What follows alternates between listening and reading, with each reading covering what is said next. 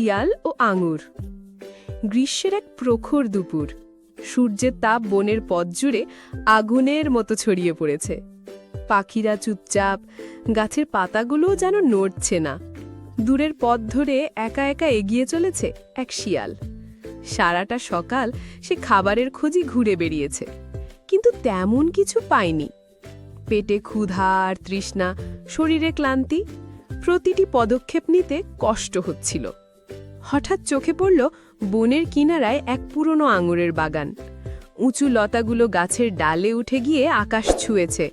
সেখান থেকে ঝুলছে গাঢ় বেগুনি রঙের আঙুরের থোকা। দেখতে এত রসালো যে জিভে জল চলে আসে।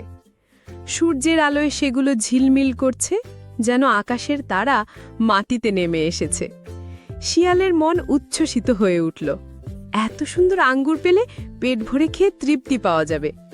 কাছে গিয়ে আঙ্গুরের থোকার দিকে তাকিয়ে হিসাব কষতে লাগল, কিভাবে এগুলো পেতে পারে। প্রথমে পেছনে সরে দাঁড়িয়ে লাফ দিল, টুপ! থোকার অনেক নিচে হাতড়ে থেমে গেল।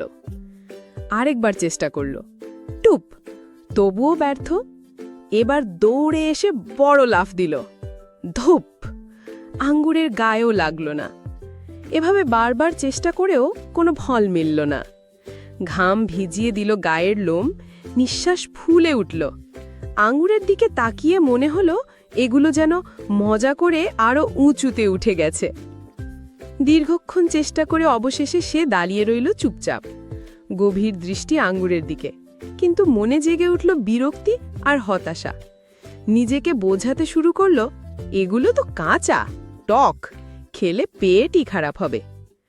মাথা উঁচু করে গম্ভীর ভঙ্গিতে ধীরে ধীরে বাগান ছেড়ে চলে গেল শিয়াল। কিন্তু ভেতরে সে জানে, সত্য কথা হলো আঙ্গুর পেতে না পেরেই সে এই অজুহাত তৈরি করেছে।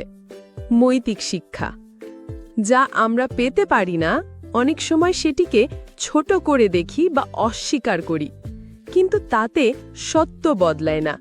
নিজের সীমাবদ্ধতা স্বীকার করে নেওয়াই সৎ পথ।